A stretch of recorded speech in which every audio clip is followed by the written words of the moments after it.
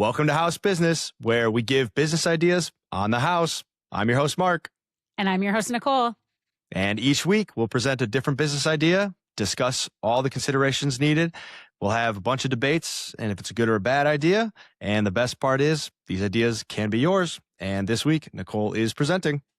And I'm going to talk about my idea for the right club. This right here feel like money. This right here feel like money. Ooh. Money moves. Ooh. Money moves. Ooh. This right here feel like money. This right here feel like money. Ooh. Nicole, long time no see. I know. This is actually exciting because I think I saw you 3 days ago. Just saw you 2 days ago. 3 days.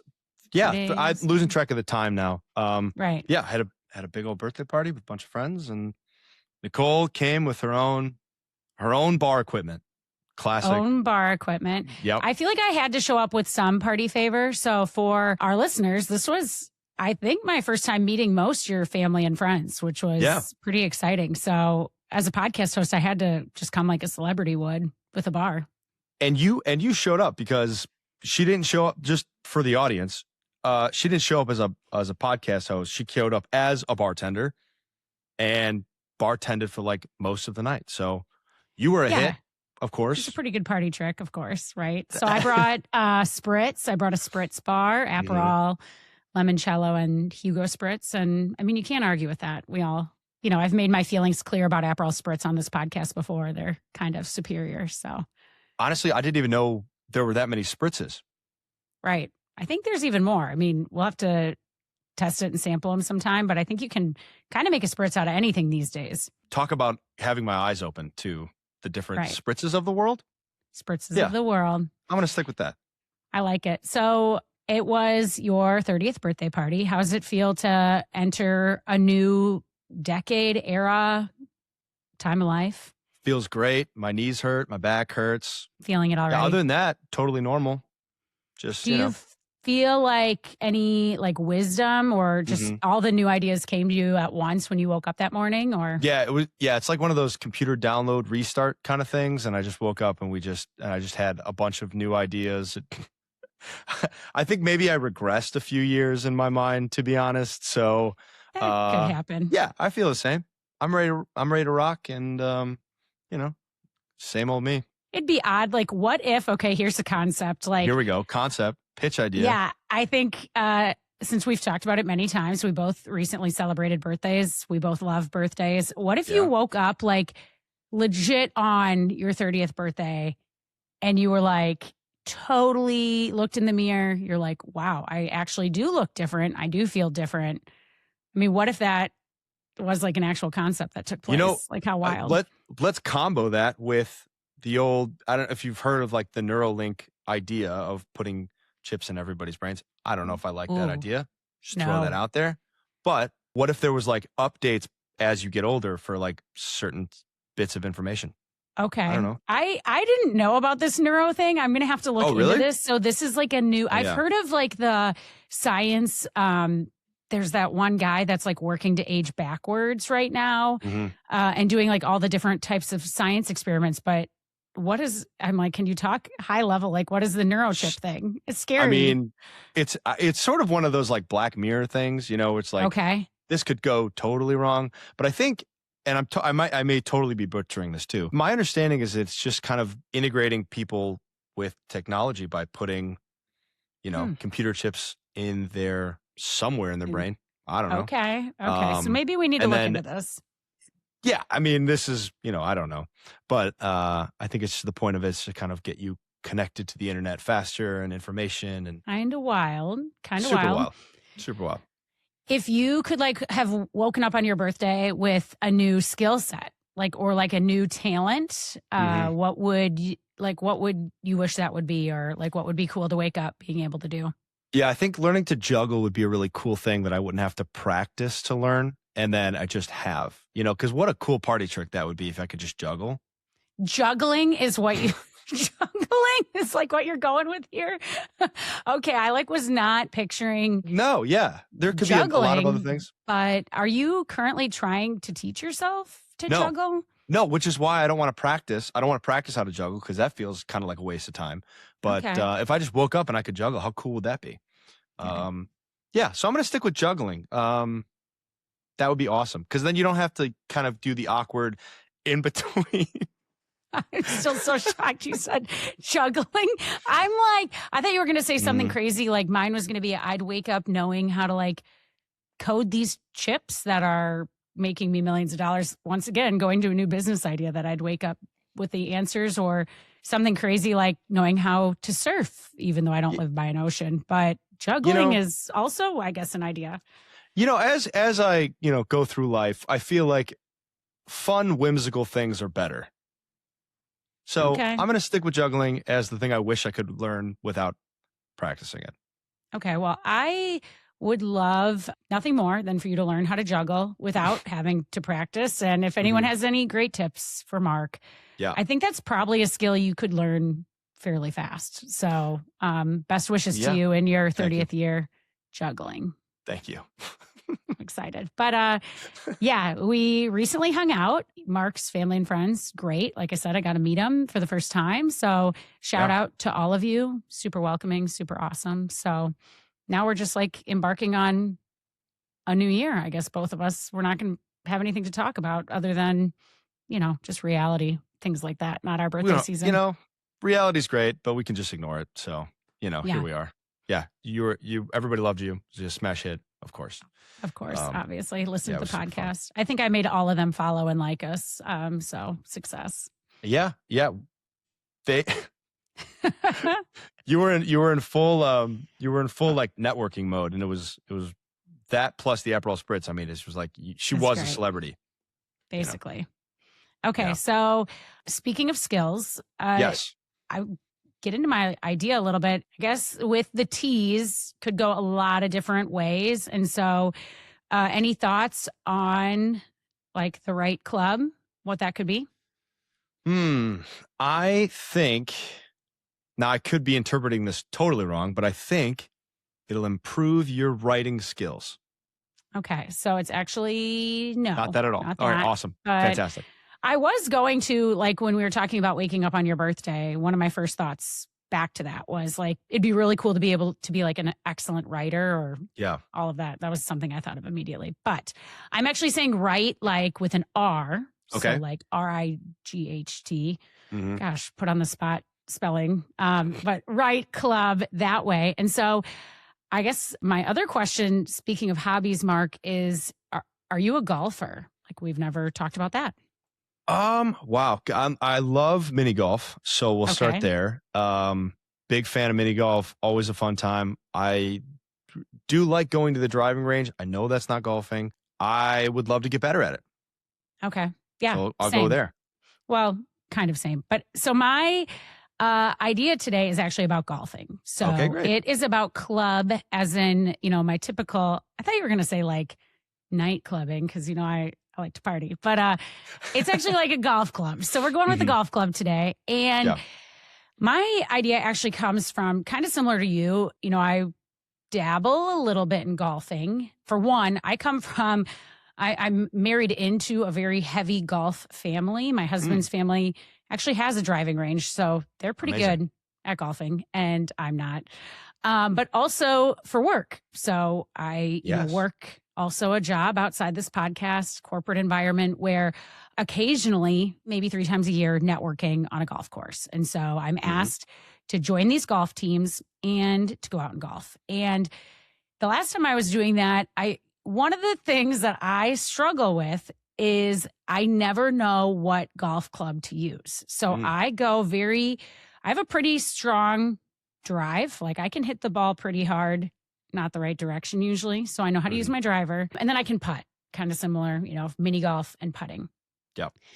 I'll say every single club, like in between that though, I don't know what that means. The irons, the woods, the numbers. And I'm also going to just give a small caveat that I don't really care what they all mean either. So I am in this golf setting, having to golf, having to look like I know what I'm doing.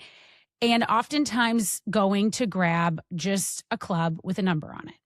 And so the last time I was out, often someone's giving me advice. I'm usually just asking everyone what to use. But there was a time before where maybe it was more uncomfortable to ask people, or, the first few times you go out, or if you go out with a serious golfer, there is like this level of seriousness that can take place on the golf course very quickly, and trying to fit in, trying to look like you know what you're doing in these environments. I would like to propose today a set of golf clubs called the Right Club that is for beginners and has maybe on the golf clubs a description versus a number. But this description is like only to the point where like, it's there. Like this golf club doesn't look like a children's set of golf clubs. It doesn't look like a beginner set. It is like professional, ready to use. So as again, you're there for work, you're there with your in-laws, like I might be, and you look like you know what you're doing without knowing what you're doing. So that's my idea today, is a set of golf clubs that is for beginners, teaching you how to get into the game and how to golf. So I got a lot here that I can keep going into, but first reactions. First reaction is the light bulb in my head that just went off when you said the Right Club. Like now it's so obvious that it's like, it's the correct club to use in every circumstance. Yeah, I just had like a mind explosion when you said that. That's perfect. I really just first reaction is I love how kind of easy to wrap your head around the idea is, because I think that really helps with, it'll help with when we talk about marketing. I think that's definitely going to make that a lot easier. Sounds like people would immediately need this or use this. And if this doesn't already exist, I'm shocked. Right. And I think when I said now I'm at a point where opinions about how I golf are not going to bother me, because I've golfed enough that I know I don't really want to get too much better at it or gain too much more skill.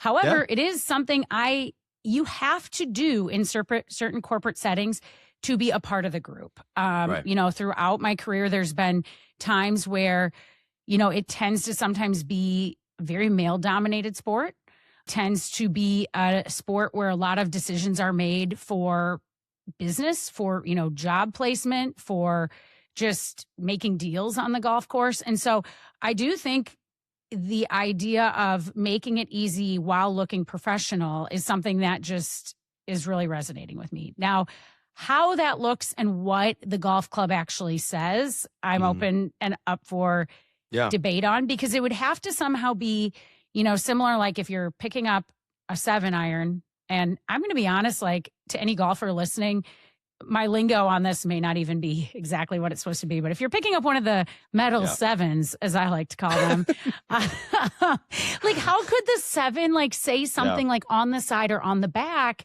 that it's like, without being too descriptive, like, hey, use this if you're golfing from sort of midway down the course up a hill. It can't be too long, but just something there where, again, it's not looking cheesy. It's not looking childlike. Like it is made for adults that want to show up with a set of clubs. Got it. What is your first design idea? Doesn't have to be perfect, but kind of what do you imagine this being? Do you imagine it being on the golf club? Do you imagine it being on the golf bag? I imagine it on the golf club. So I want to be able to go to my clubs, look into the pile or the bag of them, and to see again, just kind of an inscription saying maybe 140, I heard you say yards in golf. We count yards, 140 yards to 160 yards. Yeah. Or even to say, use second. Maybe it's putting them in order of how to use them. I picture it on the top of the club as you're looking down and into the bag, because as you're kind of getting them out, no one's really going to notice this besides maybe the person you're next to, which fine, or however it might be. But you're still swinging it. It's still looking like a normal club. And for the most part, it's then teaching you a little bit about what you should be using versus just arbitrary numbers. Okay, great. I think this is a great solve to feeling new people to golf who might feel uncomfortable to ask. Not, you were saying that you would ask a lot of people. I would venture to guess there's just as many people who would find it maybe embarrassing or hesitant to ask and just kind of use whatever just to kind of make it look like they know what they're doing. So I think this directly kind of addresses that problem. One of my questions to you would be, is this sort of intended to replace like a caddy? Because I know caddies kind of do this. But that's I don't know if you get a caddy every single time when you golf. Probably not. But is this tended to kind of enhance that experience or sort of replace kind of the need for a caddy? Yeah, it would replace. So when I think of the golf outings I'm going to, oftentimes they're a best shot, meaning for those that might not have played a best shot before, it's like everyone will take a swing at the ball at a certain place, and then you play off the ball that's the furthest. So you go to one ball, it kind of keeps the play moving, and you're not playing your own ball, which that would, in my mind, like I have no interest in doing that. And for those golfers out there, I know that love it. This is more that's taking place, like, again, it's usually like a nonprofit event or an economic development group, alumni association, XYZ, all those things. So it's usually in the event to get you to kind of mingle with your coworkers or with other teams. And usually there's not caddies there. And I think the point you said, like, well, I've said, like, I'm now comfortable asking. There was a phase of life where I wasn't. And I also have coworkers that, for example, we have a team golf outing each year. And some of them don't golf at all because they don't know how. They don't, like, maybe it's like they don't want to know. But also I think maybe because when you don't know how to play, it's super intimidating. Golf can be. Like I said, people can get very serious very quickly. And I just, as I was on the course the last time, the way I look at it is like, you are just missing out on so many opportunities in a business realm. For example, I know I keep saying that, but that's just one example of maybe where it would be great to have a product like this. Yeah. Now, do you see it maybe taking any other form, or is it, is this going to be a specific golf club that we're selling, or is this sort of an addition to a golf club? Is this something that you could put on, let's say I've already got a golf set. Maybe I'm not necessarily looking to buy a whole nother golf set. Could you see this as like something you could put on your on your Metal 7 or whatever you said earlier? I don't know either. The Metal 7, me and Mark sound so great. I cannot wait for the comments of this episode. Like, please blow us up. The golfers are going to be angry, is all I got to say. Like, what are they talking about? They should sign us up for a golf outing together right away. But I envision it as the set. So when I think of this product, I think of a golf company like Callaway, a Wilson. I hope those are golf names. We're going to go with it. But sounds right to me. Sounds right.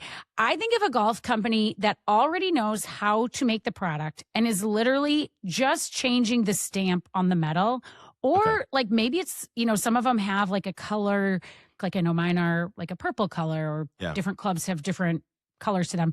Maybe it's on that sticker somehow. But I picture this being maybe a product line of a current company, or if you're taking this as a complete startup idea, I do have a few offshoots to if you would take this as a startup idea, but taking it, doing the full golf club set, and then selling this also at a price point that, golf clubs can get very expensive very quickly. Mm-hmm. So I think with this set, it's clearly it's not your top tier club because these are people just learning how to golf. They're probably making divots, kind of hitting the club the wrong way a lot of times, but at a price point that A, you're making a profit, but B, it's also affordable enough for someone like myself who only wants to golf a few times a year, or maybe you're someone that's really just learning how, and it's going to be enough to get me interested and invested and then coming back to buy more product at a higher tier and then kind of getting into the sport of golf where, as we know, it can be very expensive and you can spend more money that way.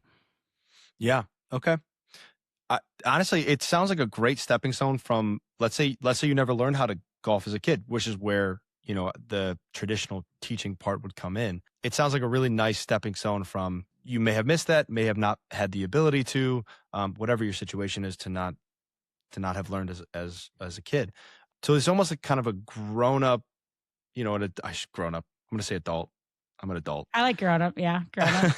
But like an adult version of a kids club almost. Right. In terms of how to teach you, you could even, just as a small add-on, you could even, say where to put your hands or other little, there could be other things on this as well to kind of, in the same vein, to show you what you're supposed to do with the club. I think that's a great idea about the hands. Like, I think when I initially actually was thinking of it, I was like, how could you almost have the club like change kind of almost at the top as well? And so I like where you say at your hands, if you even could, now everybody's going to hold the club a little bit different, but maybe even make it something subtle on the top of the club to help teaching as well. Or maybe it's one of the clubs in there that kind of has a feature like with the grip or something, that's not a club that you're maybe even using on the course, but kind of teaching you how to swing as a part of the set as well.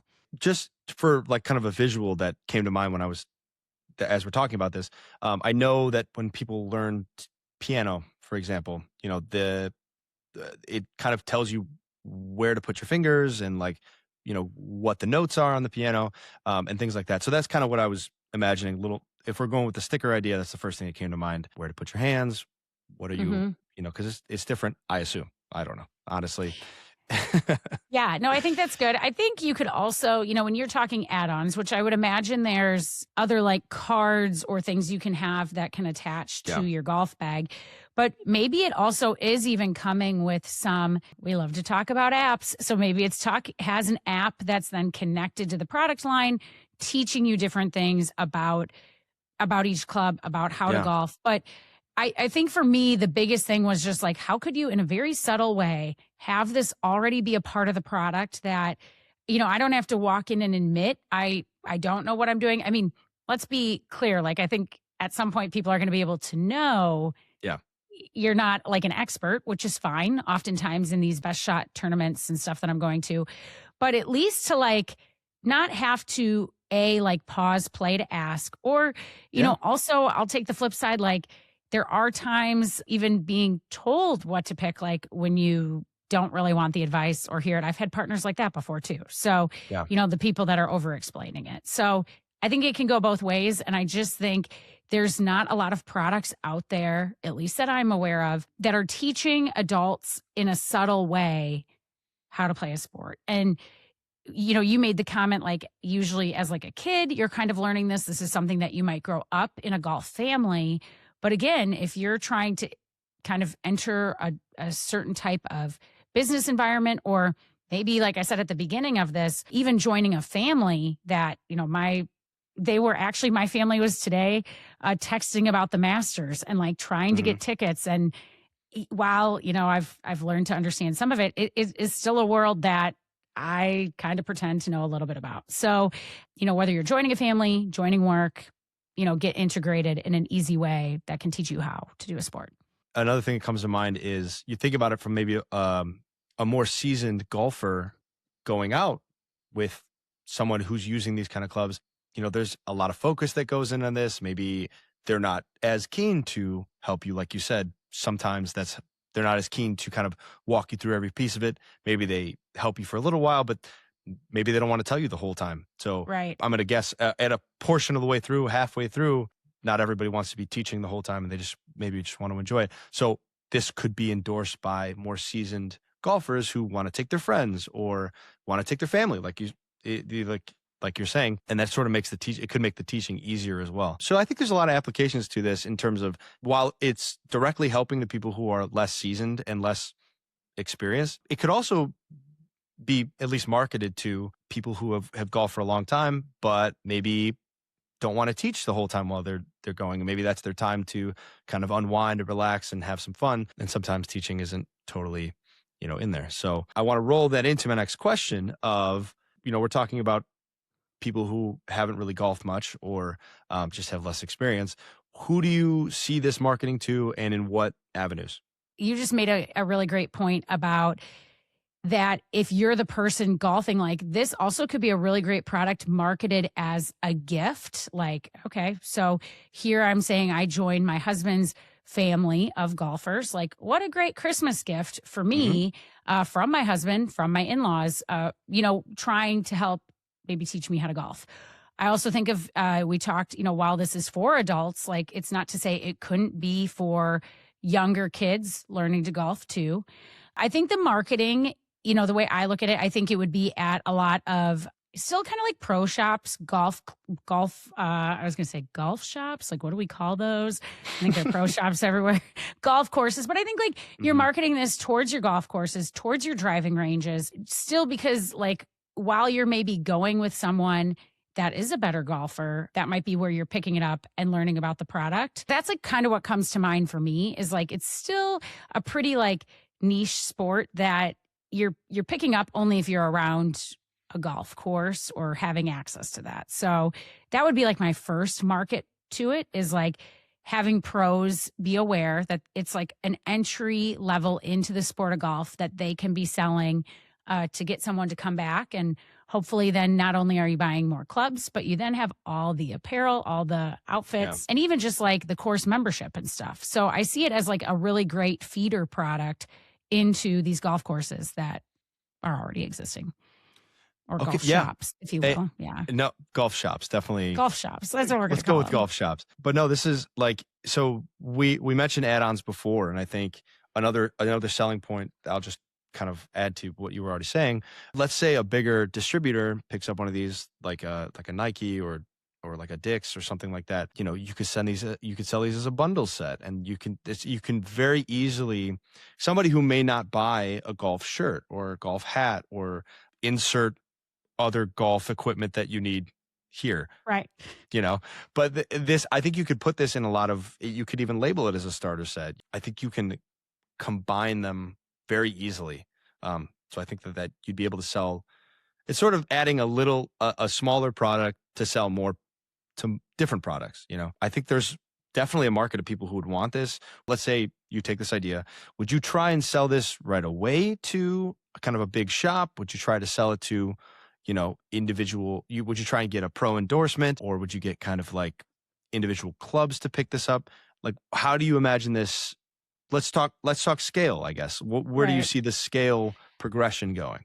I like the pro endorsement. I think that's a great idea. Having a pro be like, oh, this is, put their name on it. Yeah. I also want to go back to when you said like a Dick's Sporting Goods or a Shields, a Hibbett, whatever it might be.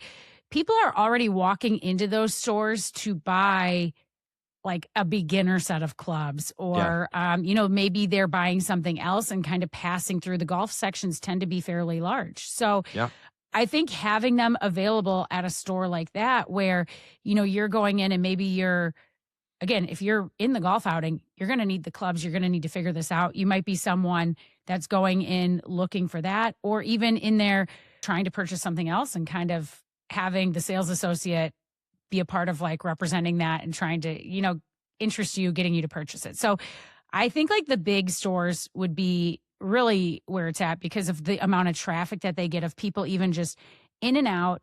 And also, I think of, if I'm in Dick's Sporting Goods, usually I'm there for one product and I'm leaving with like 3 products, because someone in my family all of a sudden sees shoes out of the corner of their eye, or they might see like a new baseball, softball, mitt, whatever it might be. So I think those stores just kind of feed into, maybe you spend a decent amount of time in them, usually when you're going through. So I like the big box store idea. And then I thought your pro idea was really great too. Again, I can see a benefit of having them at a pro shop, but that's probably not going to sell as much as some of those other ideas you mentioned. Yeah. Now you mentioned that you had some maybe add-on offshoot type ideas as well. Do you want to yeah, go for those? I think before I maybe get to the offshoot, I want to go back to maybe the issues I see with this. So I think one of the things that I am struggling and I'd like your thoughts on this, while I think this is a really cool product idea, I would love to hear feedback, or like how, if someone took this idea, how they would, like, what would you put on the club? I think that's the question I was running into, is like, I would love a full description of like, only pick this club up if you need to hit this over a sand trap, I think we call them, or like if you have to like hit this up a hill.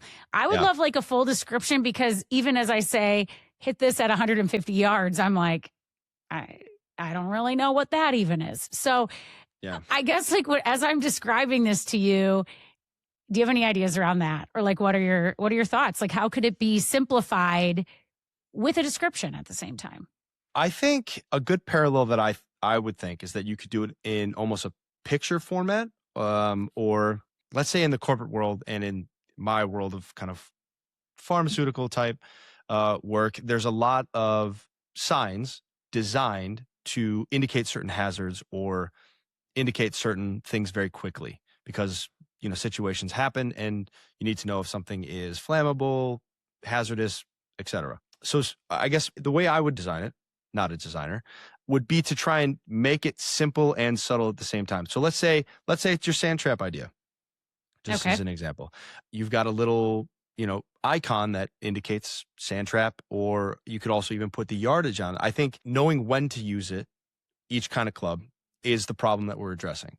So I think doing it in a way that's subtle means you have to sort of strike a balance between the amount of information you're portraying, but also the amount of information that, let's say, other golfers could see.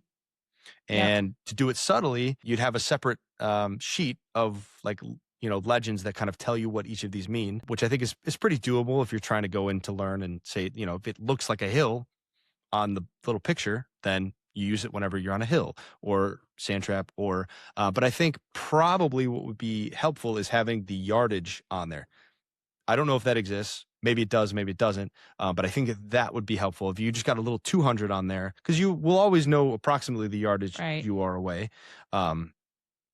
Because, other golfers will also be switching out their clubs based on They'll be getting like their cameras out and their fancy things that like tell them. And usually that's when I'm like, oh, how far? Oh, okay. I didn't even know there was cameras. That's great. This is great to know. But I'm like, you can have like a little ranges too, like 100 to 150. And then you just put that on there, or 150 to 200, or, on the green, like you could just have a green dot and that's when you use it on the green. So I think that's just the first designs that come to mind. And I think that that's probably subtle enough to do what you're trying to do. I am so glad I asked you this, because I love the idea of the icon, the picture. Mm-hmm. My mind immediately, though, went to like emojis. And all I could think of is like the emoji with like the X's through the eyes, like don't use this here. Or I don't know. I mean, you'd want to make it maybe a little more professional than the emojis I'm picturing. But like, I do think you're right. Like the concept of pictures and the correlation with like how pharmaceuticals would use those, as well as, I mean, my emojis. And then the yardage. I think you're right. Like, I think that would probably solve this a little bit more than the long description like I was just giving you. So, this is why I ask you the big questions. This is good. This is why we're here. This is why we're here. Bouncing just ideas off really each other. Solving problems. Yep.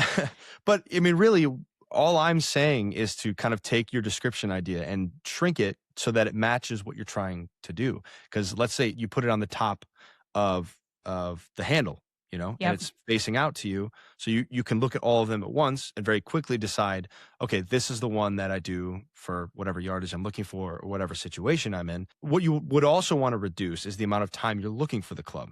Yep. So to your point of, I would imagine a rookie move is kind of shuffling through your golf.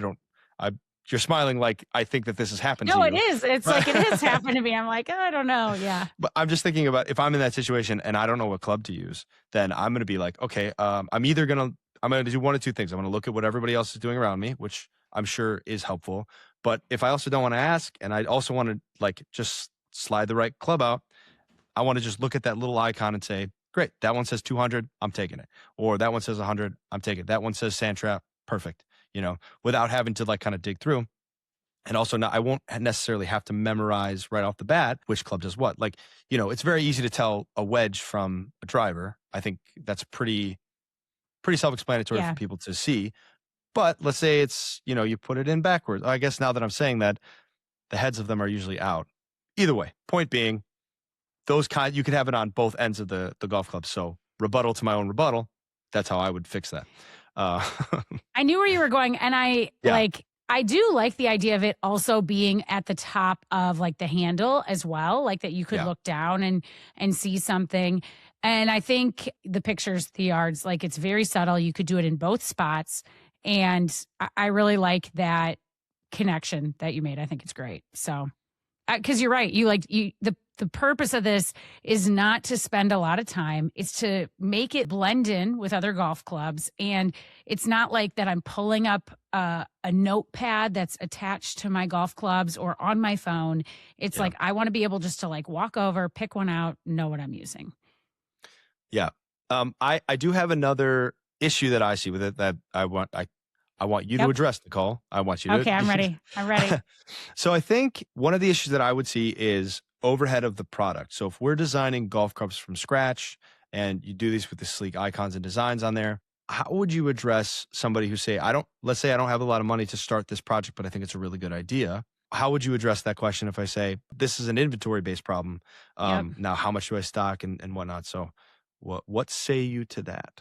I think that is, if you were taking this and starting it up from scratch, I do think that would be the hardest part. And that's why initially I went to like having, you're already a golf club manufacturer and this is like a side pivot product or side offering that you have. So maybe if you're listening to this podcast and you can think of a great way to, actually sell these icons, sell the description, and maybe it's like the stamp for the golf club to the manufacturer. You're selling the concept, the idea.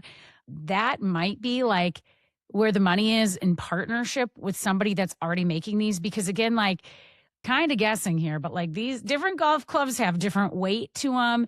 The more expensive they get, I'll be honest, I don't know why golf clubs get so expensive. I think it's, sorry, golfers, kind of ridiculous. But again, that's teach their own. Teach their own. We're going to get a lot of golf hate this time. Don't come at me. But I mean, like, they can go up in price like so fast. And I do know if you are serious about it, it's going to help your swing. It's going to help your performance. So while it's looking professional, it's working, doing the job of being able to teach you how to golf. Like it's maybe working with a company on a beginner set and just kind of pivoting the idea on what it should look like not selling the idea of the concept. Yeah. So I agree. That would be the hard part is like, how are you manufacturing all of a sudden golf clubs out of nowhere? Really, what it sounds like to me is that the most important thing is how you're going to design it is going to change how you sell it. If you're etching markings into a golf club, you're selling the golf club. But if you're selling a sticker or a stamp or something like that, then you could patent that idea of the stamp and then just sell that to bigger distributors and bigger manufacturers so that they can take on the cost because they can typically do it in bulk. Just to put a bow on it, I think maybe the best way to address that is to partner with a bigger distributor who can buy things wholesale or buy it in larger numbers so that they can get better deals on it. I think as an individual owner, it might be hard to both sell and break into that market, which is pretty well defined from what I understand. And it's very hard for new players to kind of enter. No pun intended. I mean, like players, like people selling. Like golf players. Yeah, we got it. Yeah, right. But yeah, I think trying to address that overhead issue would be how you design it. Really. Okay, now here's an idea. Now this is like very, very early startup. But let's say you're listening, you like this idea. I think of, like I said, a family that owns a driving range, and oftentimes they have extra sets of clubs at the driving range for people to use. So maybe you're listening to this and you're like, Nicole kind of knows what she's talking about. Why don't I try playing around with what these images should look like, what the yards should say, and even if it's just like taking old sets of clubs or used sets of clubs, or not even, like, could be somewhat newer, cleaning them up, making them look nice, and like using your idea, the stamp, however you think about it, the sticker to make it, maybe you're like branding these, making them at home for a while to kind of test it out and show like the success, or like start, I mean, this is like very early phases of what the startup would be, but I just think like maybe that's even something to like start telling the story, start marketing it, or to start seeing what people think as you're going to sell it. So that's just one side idea. Like the whole purpose of this idea is that it is looking nice. It's looking like a set. So you'd still want this to be a well thought out design, but as you're testing it, that might be a way to do it. I do think it's a great concept. I think I'd be on board with it. And it's, as always, something I would love to see exist. So I can tell you, I would definitely buy one. Yeah. So I would be your customer. Whoever makes this, I would buy one just to tell people that I have one, because how cool would that be?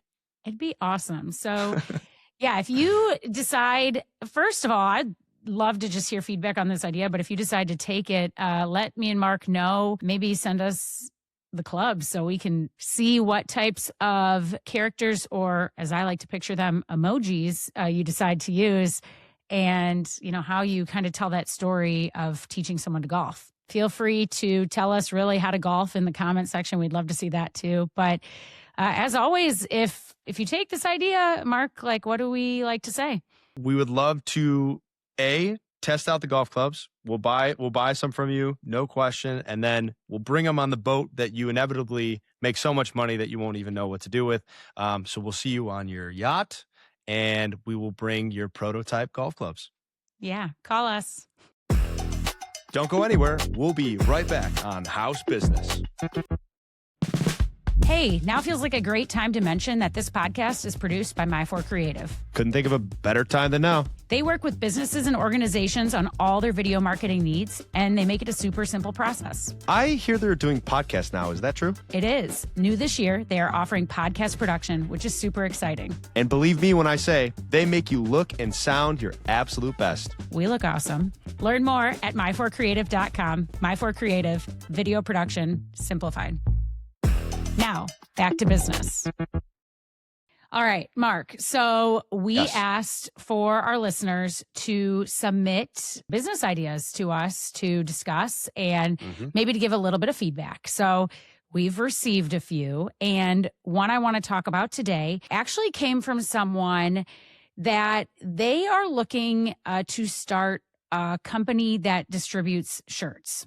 So they have a really unique idea for the shirt company, like kind of a whole branded concept, and they can picture like the art, how it's going to look in their mind. However, they themselves are not the artist. So one thing that they're doing right now is they are looking for an artist for this unique concept to kind of bring it to life to sell these shirts. And they reached out kind of wondering like how you would go about that. So I'm curious your opinion of like, how do you approach maybe the artist, have the artist help with the drawing, but then still kind of keep that intellectual property over it, because at the end of the day, someone else is designing it.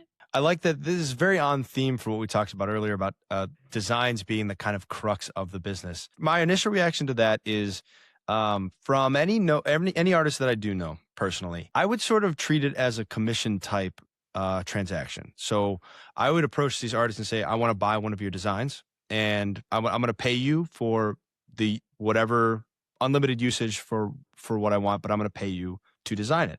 And I think many artists would say, yeah, sure. Like if you pay me an agreed upon amount, then here's the design.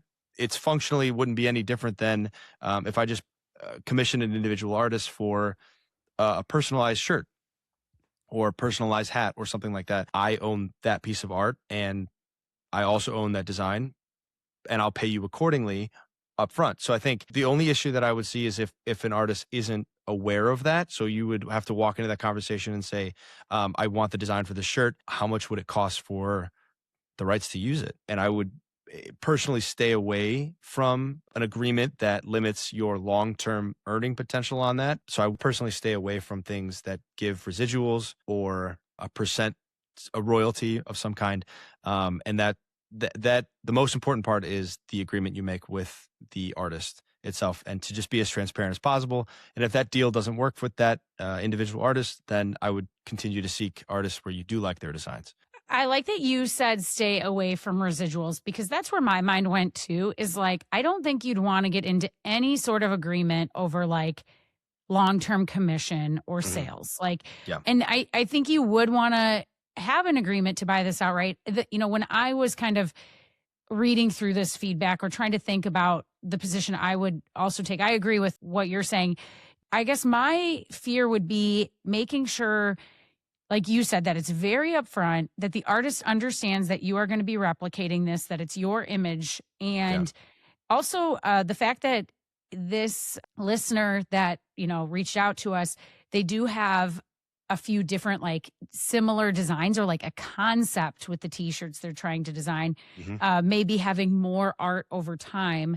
Let's start with like a big business concept and then we'll scale it back down. Whoever invented, let's just say I think there's a story about the Nike creator of the swoosh or something like that. And I believe they were just paid out. I should say it's unreasonable to assume that just because they invented the logo, they get the residuals of all of the products of Nike till the end of time. Right. I don't think that's how that's structured. Now that's talking big business.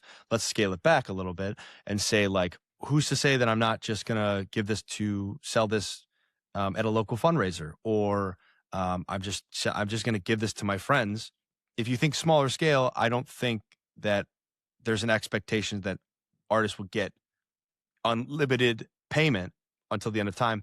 Again, as long as it's agreed upon in the beginning, trying to just buy the design outright without saying I can use this for whatever I want, including sales. I think keeping that in there is the best way to approach it, and then limits your liability. Yep, I like that. And I also, you kind of said this in the beginning, it's like, since this listener does want to create multiple products, like let's say this is super successful, which I really hope it is for them. If they then have this great relationship with the artist, it's only going to make the artist more successful over time too, and wanting to do more commissions, sell more images. And, if it doesn't work, then maybe you just move on to a different artist too. But taking this a step further, step deeper, do you think, one thought I had is like, would you want to, again, they have the concept of the type of shirt they're looking for. Would you try to set up like the business of the shirts and the description before reaching out to the artist, like having kind of those ducks in a row so that you have something to fall back on? Or do you think that's not as important, and am I way too in the weeds here with this? All right, now, are you saying to set up the business as incorporate it and do all the setup stuff first? I guess I'm saying if I'm the listener who wants to sell these t-shirts, I am maybe going through the steps of, setting up the t-shirt company, the brand, all of that before I reach out to an artist, because I think you could reach out to, you could find different artists that are what you're looking for, but at least having that. So it's not Nicole is reaching out to an artist. Yeah. It's House Business is reaching out to an artist, if that makes sense. Yeah, I definitely think the logo is not, or design or designs is not the limiting factor for you. And I think having the business being able to shelter you from personal liability, like we've talked about before, I think is always the stronger position to have.